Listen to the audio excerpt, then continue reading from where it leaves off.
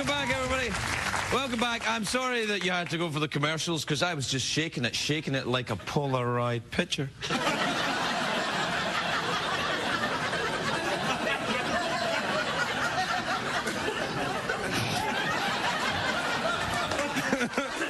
What did you do at work today, Dad? I shook it.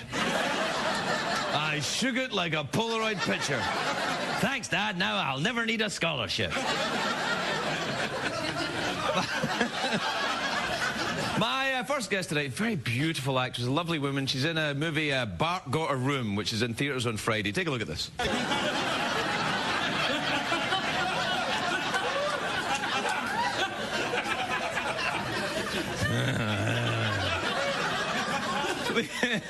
Please welcome the adorable and sexy Jennifer Tilly, everybody. Jennifer.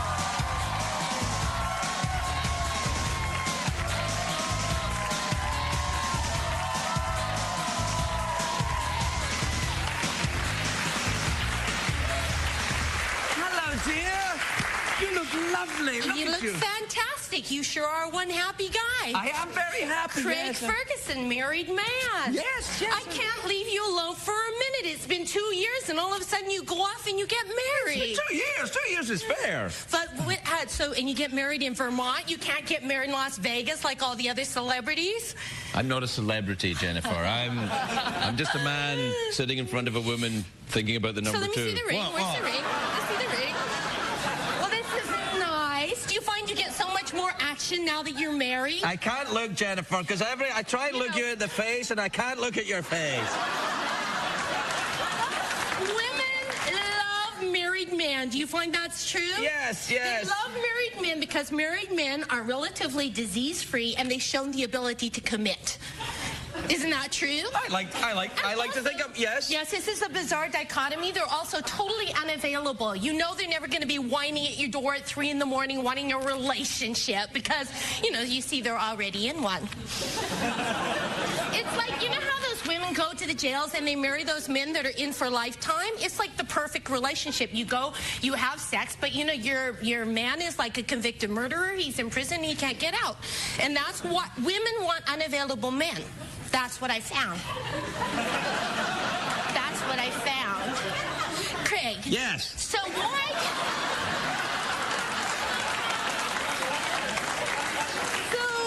Look, I'm just being honest. I'm just being honest. I just want to know, why did you get married? Did you say, my girlfriend, she's my best friend, and I should... Yeah. And how's it working out for you? That's great. He's happy. He looks happy, right? He looks healthy. He has a very fit guy.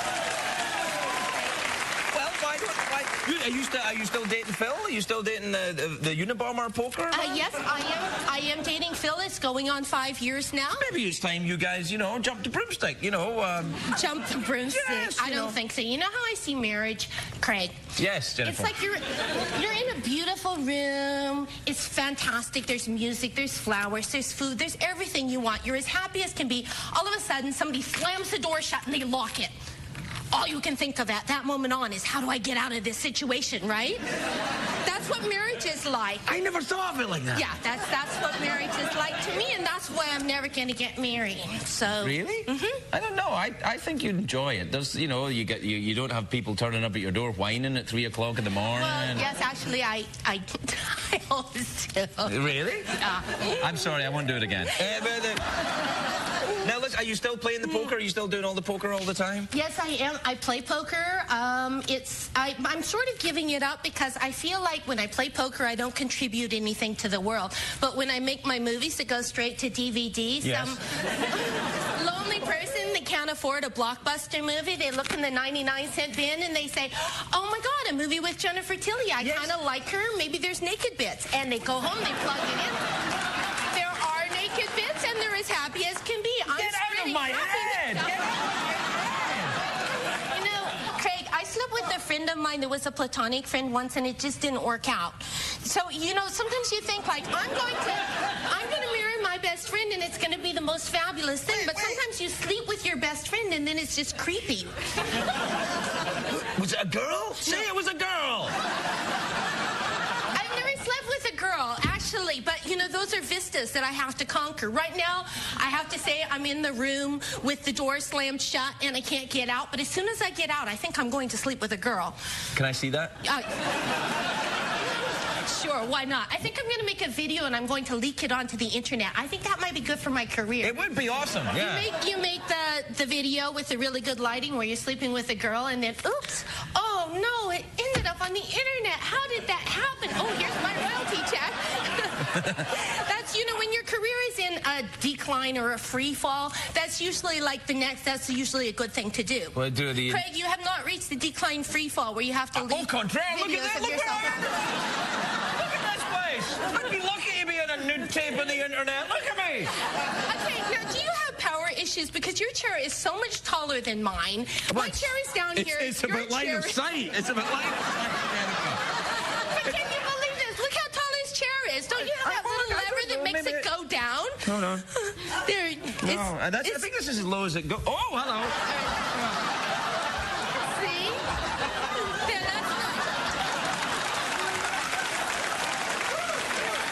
that's good. Hey, you know what? Now, I have a good line of sight. I was getting a little nervous. I was like looking up and he seemed omnipresent. It reminded me when I'm at my psychiatrist's office and I'm lying down on the sofa. They make you lie down because then you feel very pitiful and small and alone. And then they sit up in a really tall chair. And then they try to figure out and they pass judgments on you. They say things like, well, that's because your father left when you were really young. And I really don't. I'm doing this thing with my hands. This is called steepling. You do it, and Mr. Burns does it. Yes, that's right. It's a really obnoxious thing. I learned this from Joe Navarro, the poker expert that reads people. And when you steeple, it means that you're really in control. And so but sometimes people do false steeples. Like sometimes. That was a false steeple. That was a pretend steeple. Because people do the steeple because they want to give the impression that they're in control of their own show, but they're not actually in control. Well, I think everybody knows that. I don't think anything's getting given away there. I can steeple all night. People would know you were driving. By the way, I can steeple all night.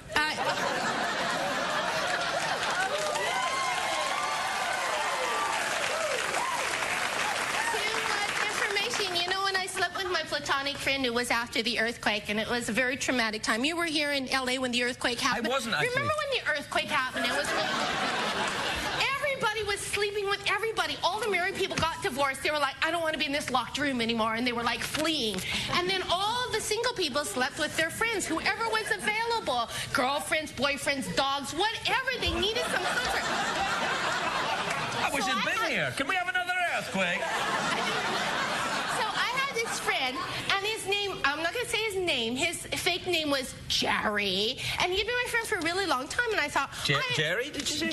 Jerry, that's a more obscure name. You know, I just want to say, I'm sorry, I don't want to interrupt your flow, but I've got a much better line of sight from here, actually. Yes. I'm the man. Here, let me help you out. Hello, yeah. My best friend, they'd been my best friend for like 10 years, and we did it, because... Was it good? The world was coming to an end. Well, it was very traumatic, because I had post-traumatic earthquake stress syndrome, and so I made a lot of noise, like more noise than I normally make, like loud. How much noise do you normally make? Well, like, and then they know it's over. Like, wow!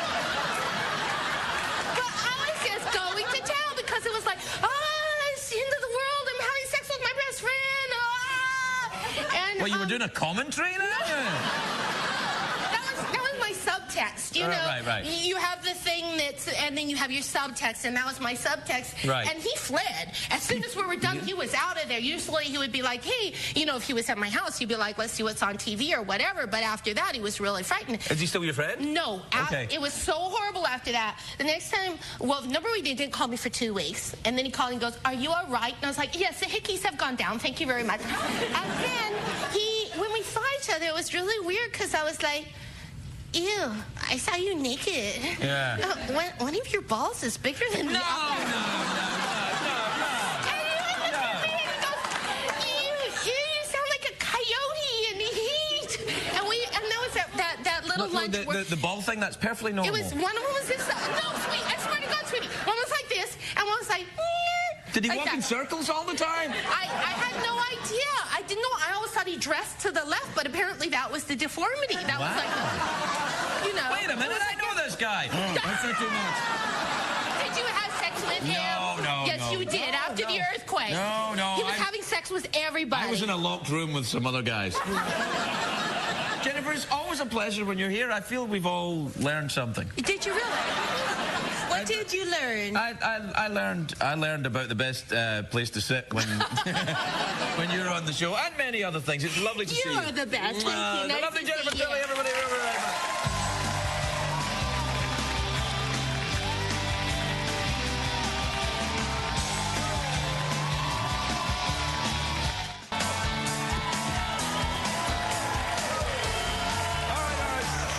All right.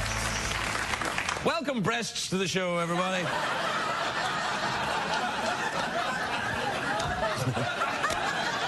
I mean, come on! I mean, I'm sitting there going, oh, and you were too, and you were there, and you were there. And then when the chair went down, I was like, oh.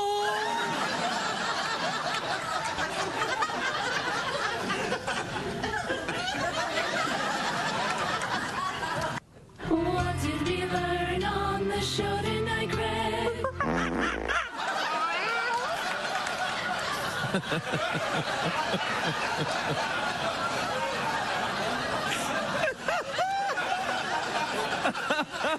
That's a new noise you put in. I love it when they do that. I'm sorry. Look, I know it's a fart joke. I don't give a rat's ass. My show, if I want to have a fart joke, I'll have a damn fart joke. All right, what did we learn?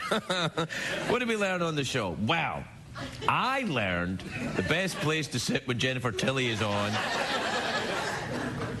I mean, my God. It's like, you know, all the just, I mean, I don't mean no disrespect, I really don't, but I kept, through my mind, I just kept thinking, motorboat. And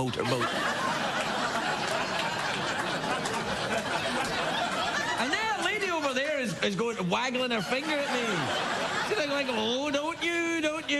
And I'm thinking, don't I what? I can't even think. And how do you know what I'm thinking anyway? Well, it's fairly obvious, I guess. Anyway, I'm sorry. I don't mean in any way to objectify women. I just can't help it when that happens. I'm ashamed. I'm sorry. I'll watch the sexual harassment video when I go home. Have you seen the sexual harassment video? It's great. It's very sexy. Really turns me on watching it. Really gets me hot.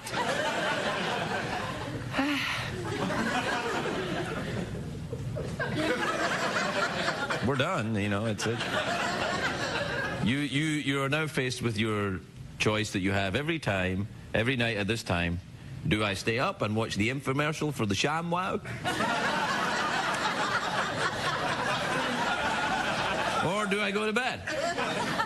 Your call, it's America. Whatever you do, you're free to do it. Good night, everybody. See you tomorrow.